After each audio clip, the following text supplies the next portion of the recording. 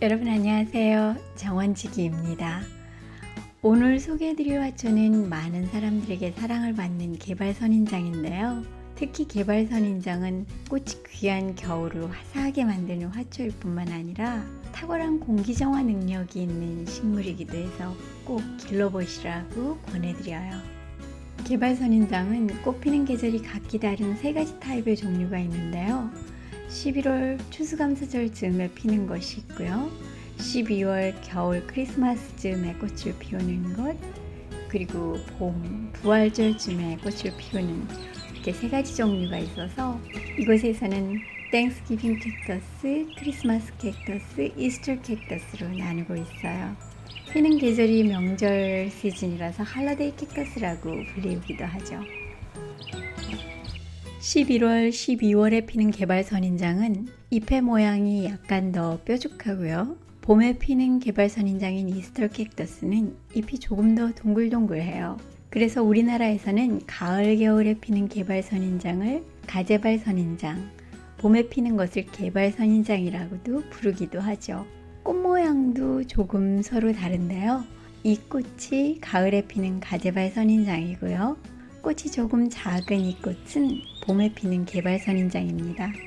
조금만 세심히 살펴보시면 잎 모양의 차이를 금방 아실 수 있을 거예요.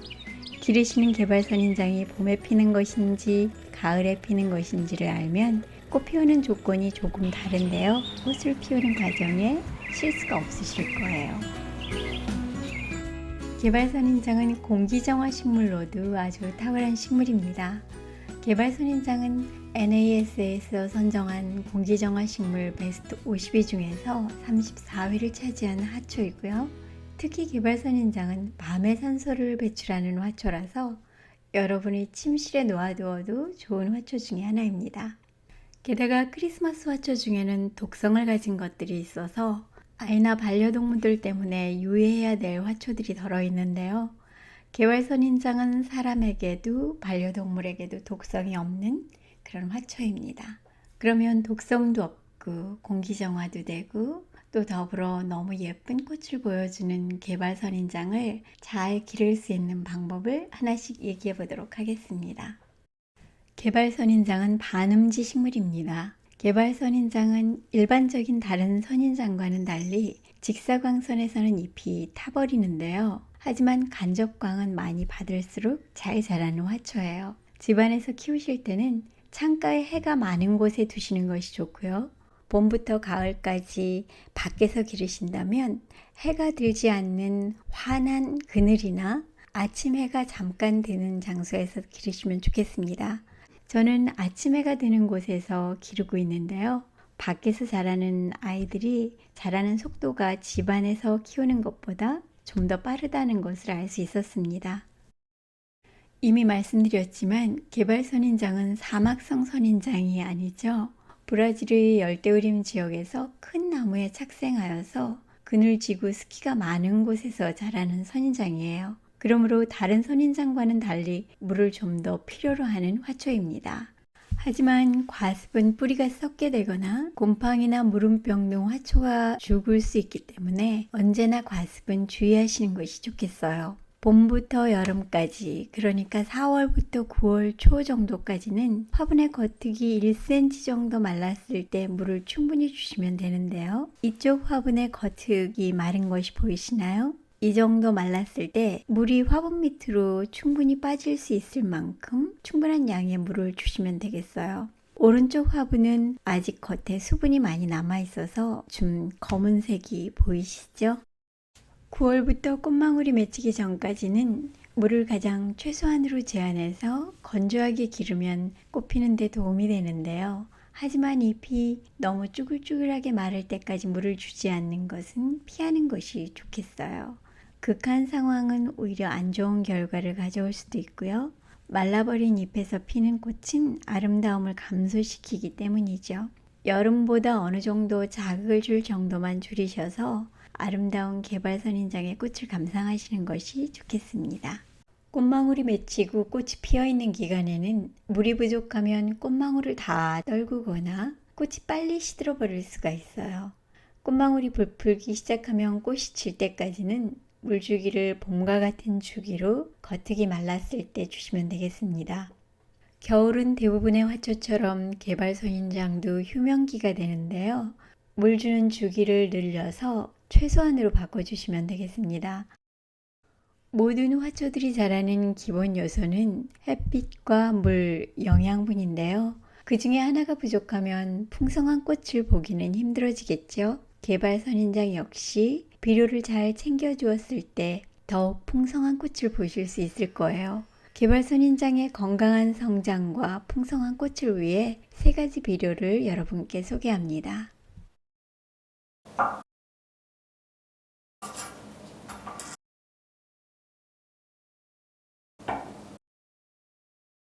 이것은 20-20-20인 일반 비료인데요. 4리터 정도의 물에 2분의 1티스푼 정도를 섞어서 쓰시면 되겠어요. 영상에서는 비료의 양이 조금 잘못되었습니다. 여러분이 잘 계산하셔서 쓰시면 되겠어요. 4월부터 9월까지 한 달에 한 번 정도 시비를 하시면 되겠어요. 그리고 이것은 앱섬염입니다. 앱섬염에는 마그네슘이 많아서 개발선인장의 성장을 도와주고 꽃을 많이 피울 수 있도록 도와주는데요. 4리터의 물에 1티스푼 정도의 앱섬염을 섞어서 한 달에 한 번씩 4월부터 9월 사이에 주도록 하는데요. 하지만 비료를 사용하는 주에는 앱섬염을 함께 주지 않도록 하시면 되겠어요. 여러분 혹시 아셨나요? 이건 커피인데요. 커피는 꽃망울이 올라오는 꽃피는 시즌에 사용하시면 좋은데요. 커피에는 마그네슘과 포타슘이 들어있어서 개발선인장의 꽃을 피우는 데 도와주는 역할을 합니다. 물론 블랙커피여야 하고요. 차가운 커피여야 하는 거 모두 아시죠? 물을 주시는 주기에 반컵 정도의 커피를 부어주시면 되겠어요. 커피를 자주 부어주며 과습이 되지 않도록 유의하시는 것도 중요합니다. 한 가지 유의하실 일은 여러분이 흙을 사용하실 때 피트모스를 넉넉히 섞은 흙을 사용하셨다든지 또는 비료를 주실 때 선인장용 비료를 사용하실 경우에는 이미 흙이 산성일 거예요. 그런 분은 커피를 쓰지 않는 것이 좋고요. 일반 화분흙에 일반 화초 비료를 사용하시는 분은 커피를 사용하시면 좋은 결과를 보실 수 있을 거예요. 개발선인장을 심으실 때는 배수가 아주 잘 되는 흙을 사용하셔야 하는데요. 그렇지만 개발선인장이 사막성 선인장이 아니고요. 습도가 높은 곳에서 잘 자라는 화초이기 때문에 어느 정도의 수분도 가진 흙을 섞어주시는 것이 좋습니다. 집에서 여러분이 분갈이를 하실 때는 화분흙 3에 마사나 또는 펄라이트를 이 정도 비율로 섞어서 심어주시면 되겠어요. 좀 더 개발선인장의 전문적인 흙을 만들고 싶으시다면 피트모스를 섞어서 흙을 만드시는데요. 개발선인장은 산성이 흙에서 잘 자라고 피트모스가 산성이기 때문이에요. 비율은 갈아진 피트모스 1, 그리고 퇴비 1, 펄라이트 또는 마사 1의 비율로 섞어서 기르시면 개발선인장을 기르기에 아주 좋은 흙이 될 거예요. 선인장은 꽃을 피우는데 몇 가지 조건들이 필요합니다. 밖에서 자라는 것이라면 특별히 관리가 필요하진 않겠지만요. 베란다에서 자라는 개발선인장은 저희들이 몇 가지를 신경을 써야 꽃을 풍성하게 또 오래 볼 수 있게 되는데요. 한 가지씩 살펴볼까요? 가을에 피는 개발선인장은 단일 처리가 필요한 단일 식물입니다.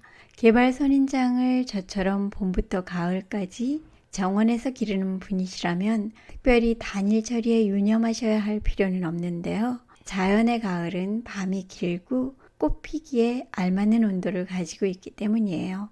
하지만 여러분께서 베란다나 거실에서 개발선인장을 기르고 계신다면 밝은 전기불로 인해 단일 처리가 되지 않고 꽃을 피우지 못하기도 해요. 개발선인장은 12시간에서 14시간 정도 밤 시간이 40일 정도 지속되었을 때 꽃을 피우기 때문에 여러분께서 저녁 늦은 시간까지 불을 켜두는 곳에 개발 선인장을 두셨다면 저녁에는 종이봉투나 박스 등을 이용해서 빛을 차광시켜 주시는 방법이 있어요. 베란다 창가 쪽 자연광이 드시는 곳에 놓아두신다면 꽃을 피우는데 별 지장이 없을 걸로 생각이 됩니다. 개발 선인장이 꽃을 피우는 데는 일조량의 변화나 온도의 변화에 아주 민감한데요. 온도는 최저 10도씨 이상, 최고 30도씨 이하로 유지해 주시는 것이 꽃을 오래 볼 수 있는 방법입니다. 갑작스러운 온도 변화는 꽃과 꽃망울을 떨구게 되는 이유가 되기도 해요. 그렇기 때문에 꽃이 피는 동안은 동일한 조건의 장소에 놓아두시는 것이 필요한데요. 저 같은 경우에는 밖에서 기르던 개발 선인장이 꽃망울이 제법 부풀을 때까지 밖에 놓아두었다가 거실의 밝은 창가에 놓아서 꽃이 질 때까지 기르는 방법으로 관리하고 있어요. 싹을 틔우고 자라는 일은 많은 에너지가 소모되는 일이죠. 가을에 올라오는 새싹에서는 꽃망울이 달리지 않을 뿐만 아니라 자라는 에너지를 많이 소모하기 때문에 꽃이 피우는데 방해가 되는 요소예요. 그렇기 때문에 가을에는 새싹을 따주시면 더 많은 꽃을 피울 수 있을 거예요. 꽃이 핀 개화 상태에서는 꽃도 함께 증산작용을 하기 때문에 평소보다 더 많은 수분을 요하게 되는데요. 그래서 꽃이 피어있는 기간에는 겉흙이 말랐을 때 바로 물을 주시는 것이 꽃을 오래 볼 수 있는 방법이에요. 저온 처리가 필요한 개발 선인장은 봄에 피는 이스트로캡투스인데요. 가을 개발 선인장과는 달리 겨울 동안 추운 겨울을 지나서 저온 처리가 되어야만 꽃을 피우게 됩니다. 밤 온도가 13도에서 16도씨의 겨울을 지나야 봄에 꽃망울을 맺게 되는데요. 봄 개발 선인장이 너무 따뜻한 겨울을 보낸다면 꽃을 피우지 않게 되죠. 그리고 봄 개발 선인장이 꽃을 피우는데 중요한 역할을 하는 것 중 또 하나는 충분한 햇빛입니다. 개발 선인장은 생장 지역대가 10부터 12에서 자라는데요. 영하로 떨어지지 않으면 견디는 지역이죠. 하지만 여러분의 베란다의 온도가 5도씨 아래로 내려가는 장소라면 좀 더 따뜻한 곳으로 옮겨서 겨울을 나시는 것이 좋겠어요. 13도에서 16도씨 정도의 장소라면 겨울을 나기에 좋은 장소라고 볼 수 있겠습니다. 개발 선인장은 삽목이 아주 잘 되는 화초 중에 하나입니다. 꽃이 지고 난 후 혹은 봄에 수영을 잡아주며 삽목을 하시면 되는데요. 개발 선인장은 다른 선인장과는 달리 자른 후에 바로 삽목을 하시는 것이 삽목이 더 잘 되고요. 삽목을 하실 때 화분흙에 마사토나 펄라이트 등을 섞어서 꽂아주시고요. 물은 겉흙이 마르면 물을 주시면 되겠어요. 물꽂이로도 뿌리가 잘 내리는데요. 삽목에 자신이 없으신 분이나 처음 도전하시는 분이라면 물꽂이로 시도해 보시면 모두 성공하시리라고 생각해요. 끝까지 들어주신 여러분 정말 감사합니다. 여러분의 응원과 댓글로 늘 힘을 내고 있어요. 세계적으로 모두가 어려운 상황이지만 여러분 모두 이 어려움을 이기고 건강하시길 바라겠습니다. 곧 또 다른 좋은 꽃 소식으로 또 만나 뵐게요. 감사합니다.